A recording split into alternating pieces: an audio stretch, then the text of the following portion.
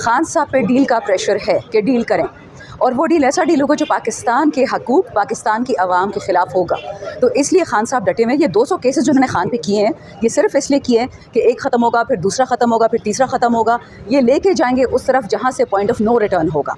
साथ साथ में आप इस चीज़ पर नज़र ज़रूर रखें। मैं हमेशा आप सहाफ़ियों से कहती हूँ कि इसका आप इम्पैक्ट स्टॉक मार्केट पे देखें, इसका इम्पैक्ट आप इन्वेस्टमेंट पे देखें। सऊदियों का इतना बड़ा डेलीगेशन आता है, कौन सी एग्रीमेंट साइन हुई है हमें पता चले, कितने पैसों का, $50,000 का, करोड़ डॉलर का, लाख डॉलर का, कितने का हुआ है। जितना ये लोग खान साहब के केसेस लंबे करते जाएंगे, जितने ये खान साहब के केसेस खींचे जाएंगी, आपकी इकॉनमी डूबती जाएगी। उनको ये अच्छी तरह पता है। इन केसेस में कुछ भी नहीं, ये भूसा है। ये सिर्फ खान साहब को कन्विंस किया जा रहा है कि आप सियासत छोड़ दें, आप -1 की टीम बना लें। खान साहब क्यों सियासत छोड़ें? वो तो पाकिस्तान का एक वाहिद हीरा हमें मिला है कायद-ए-आज़म के बाद, और उसको कहा जा रहा है पीछे हो जाएं, और हर किस्म का हथकंडा इस्तेमाल किया जा रहा है। खान साहब के जो फ़िदायीन हैं उनको अटैक किया जा रहा है, जो खान साहब के साथ मर मिटने वाले लोग हैं, जो जेलों से